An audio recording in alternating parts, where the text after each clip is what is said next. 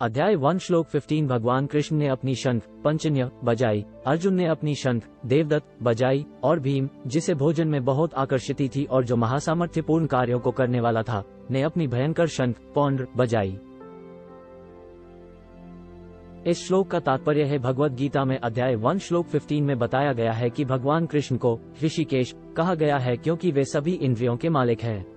जीवात्माएं उनका अंश हैं और इसलिए जीवात्माओं के इंद्रिय भी उनके इंद्रिय के अंश हैं। निर्विकारवादी व्यक्तियों को जीवात्माओं के इंद्रियों का व्याख्यान नहीं कर सकते हैं और इसलिए वे हमेशा सभी जीवात्माओं को निरंदेश्य या निर्माणवादी के रूप में वर्णन करने के लिए उत्सुक रहते हैं।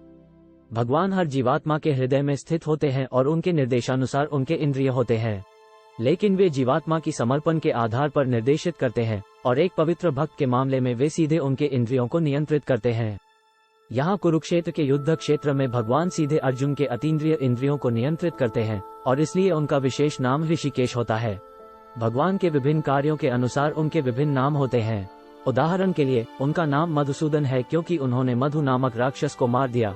उनका नाम गोविंद है क्योंकि वह गौ और इंद्रियों को आनंद प्रदान करते हैं। उनका नाम वासुदेव है क्योंकि वे वासुदेव के पुत्र के रूप में प्रकट हुए। उनका नाम देवकी नंदन है क्योंकि उन्होंने देवकी को अपनी माता के रूप में स्वीकार किया। उनका नाम यशोदा नंदन है क्योंकि उन्होंने वृंदावन में यशोदा को अपने बचपन के खेल दिए। उनका नाम पार्थ सारथी है क्योंकि उन्होंने अपने मित्र अर्जुन के रथ के पटाखे के रूप में कार्य किया।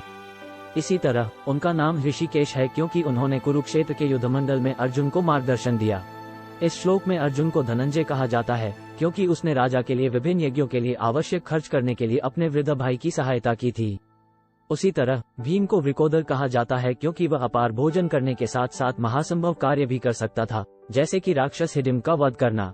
इसलिए पांडवों की ओर से उठाए गए विभिन्न व्यक्तित्वों द्वारा बजाए गए शंख के विशेष प्रकार लड़ाई कर रहे सैनिकों के लिए बहुत प्रोत्साहनजनक थे।